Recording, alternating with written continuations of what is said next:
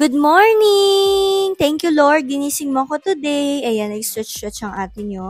Pagtayo niya, may nakita siyang pusa. Nandiyan sa taas sa ulo ko. May eye-to-eye contact pa kami. Tapos yan, lalaro kami. Yan. Kiss, kiss, kiss, love, love, love. Parang naiwas yung pusa. Parang ayaw niya yung amoy ng bibig ko. Siyempre, bagong gising ka, hindi ka aya-aya amoy ng bibig mo. Kaya bibigyan ko kayo ng tip kung ano yung ginagawa ko.